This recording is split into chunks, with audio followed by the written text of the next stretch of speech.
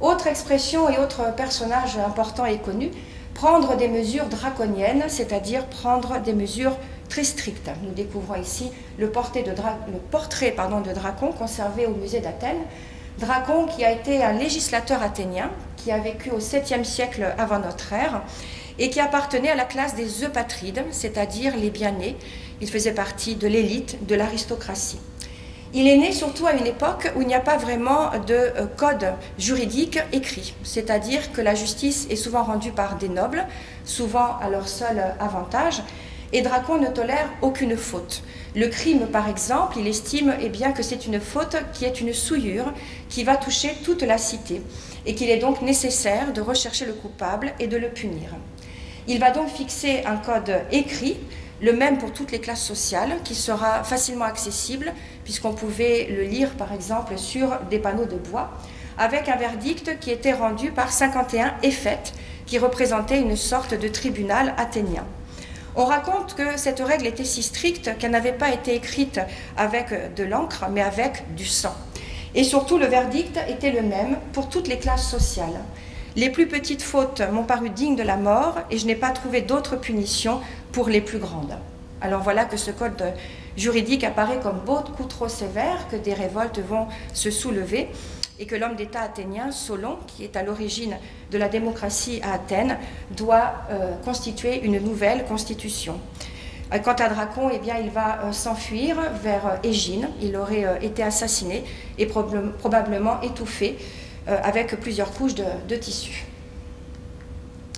Autre expression très connue, avoir une épée de Damoclès au-dessus de la tête, que l'on découvre sur cette œuvre de Richard Westall, une expression qui annonce un danger constant, un danger qui peut arriver à tout moment. Alors c'est une histoire qui est racontée par un historien grec et qui sera repris par Cicéron dans ses Tusculanes. Le personnage principal est Denis, qui est un tyran de Syracuse. Il faut imaginer Denis qui vit dans un beau et dans un grand palais entouré de courtisans. Et parmi ces courtisans se trouve un orfèvre du nom de Damoclès qui flatte beaucoup Denis, qui le flatte surtout beaucoup trop. Donc Denis, exaspéré, va décider d'organiser un banquet. Il va faire venir les serviteurs.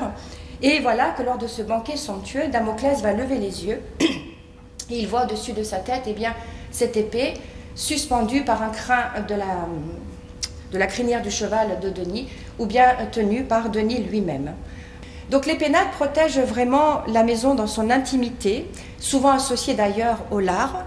Ils protègent aussi tout ce qui est lié à l'alimentation, les objets, les éléments utilisés pour cuire les aliments. Et on pouvait trouver dans les maisons romaines des réserves que l'on appelle des cella penania. C'est le père de famille qui les honorait chaque jour en faisant des offrandes, en leur adressant des prières. Et puis les pénates vont désigner l'État. L'État qui est vu comme la réunion de toutes les familles romaines.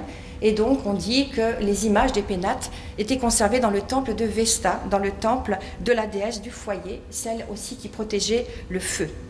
Donc les pénates sont mentionnés lors de la naissance d'un enfant, lors de la prise de la toge virile. On les mentionne aussi lors d'un mariage, au moment de la mort. Et on peut aussi déjà à cette époque employer le mot pénate à la place du mot domus. Ouvrir la boîte de Pandore, ça signifie créer des problèmes qui ne seraient jamais apparus s'ils étaient bien restés cachés. Pandore est considérée par Hésiode comme la première femme de la mythologie et elle est liée à une dispute, la dispute entre Zeus et Prométhée, puisque Prométhée avait osé voler le feu à Zeus pour l'offrir aux mains des éphémères, c'est-à-dire aux mortels. Zeus est furieux, il décide de se venger. Il va demander au dieu Héphaïstos de créer une femme sur le modèle d'une déesse, ce sera Pandore. Alors voilà qu'Athéna va lui enseigner l'art de tisser. Vous avez Vénus qui va lui donner la beauté, Apollon va lui donner le talent musical, et puis Hermès va se mêler de cette histoire et va lui insuffler des tares. Elle n'a que des défauts, je suis désolée mesdames. Elle a l'imprudence de la chienne et les mœurs furieuses, voilà qui est sympathique. Elle est la mère de la pernicieuse race des femmes femelles. Elle devient perfide, trompeuse, lubrique, cette Pandore qui possédait une boîte ou bien une jarre, dans d'autres versions, qui renfermait tous les maux de l'humanité. La vieillesse, la folie, la passion, il y avait aussi la maladie. Et évidemment, elle n'aurait jamais dû ouvrir cette boîte, mais comme elle est curieuse, comme toutes les femmes, elle va oser soulever le couvercle et tous ces vilains défauts vont se répandre sur les hommes, sur l'humanité même, pardon. Cette femme, levant le couvercle d'un grand vase, répandit les misères affreuses sur les hommes. Il lui donna le nom de Pandore, parce que de tous les habitants olympiens, lui avait fait chacun un don pour la rendre fléau des hommes.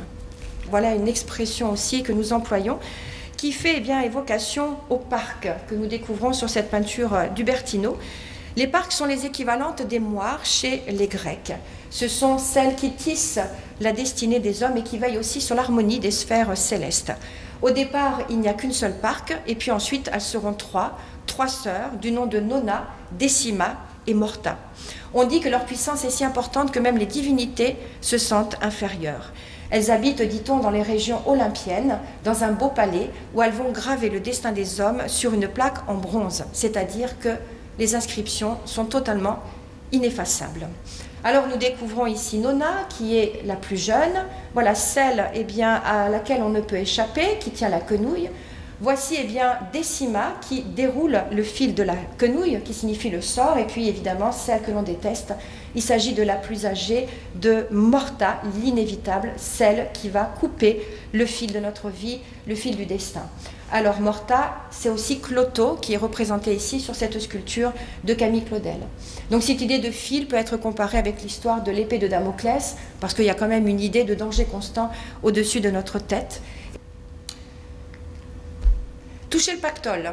Alors Pactole, c'est le nom donc d'un fleuve.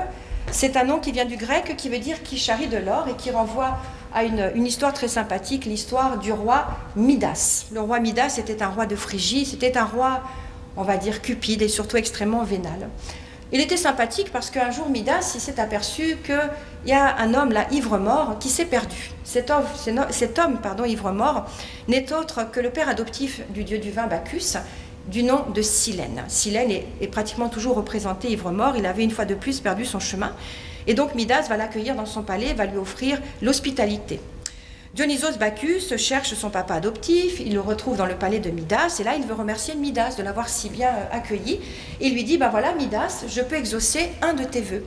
Et Midas choisit de tout transformer en or. Et effectivement, tous les objets qu'il touche se transforment en or, mais problème, ce qu'il boit et ce qu'il mange se transforment aussi en or. Et au bout d'un moment, Midas, il commence à mourir de faim et il regrette d'avoir demandé donc ce vœu. Et il s'adresse à Dionysos Bacchus en lui disant j'en peux plus, je vais mourir, donc je veux annuler mon vœu. Et donc Bacchus lui dit c'est pas compliqué, pour annuler ce vœu, il suffit d'aller te jeter dans le fleuve Pactole. Alors pour faire bref, l'histoire de Narcisse raconte que sa maman un jour avait consulté un devin parce qu'elle voulait savoir si son fils allait vivre longtemps. Et ce devin lui avait répondu « oui, s'il ne se connaît pas, s'il ne voit jamais son visage ». Narcisse est un magnifique jeune homme qui est d'une remarquable beauté. Tout le monde en tombe très très amoureux et même la nymphe Écho en était tombée éperdument amoureuse, mais il l'avait vraiment rejeté très brutalement. Et cela ne va pas lui porter chance. Narcisse est un jeune homme qui souhaite découvrir le monde, donc voilà qu'un jour il part de la maison, il marche, et puis il est pris d'une soif terrible, et voilà qu'il aperçoit au loin une source. Donc il s'approche de cette source, il se penche pour boire l'eau, et voilà qu'il découvre son visage. Et il va tomber amoureux de sa propre image. Il tend les bras vers les forêts qui l'entourent et dit « Ô forêt, est-il un être qui ait vécu un amour plus cruel? Cet être, c'est moi. J'ai compris et mon image ne me trompe pas. Je me consume d'amour pour moi. » Alors le pauvre va se laisser mourir d'amour pour être délivré de ses souffrances. Et on raconte d'ailleurs qu'avant même d'être brûlé sur le bûcher funéraire, il va se transformer en cette magnifique fleur. Et ne dit-on pas qu'aujourd'hui encore, ce pauvre Narcisse admire la beauté de son visage dans les eaux, et non pas les yeux, les eaux du Styx, c'est-à-dire du fleuve des enfers.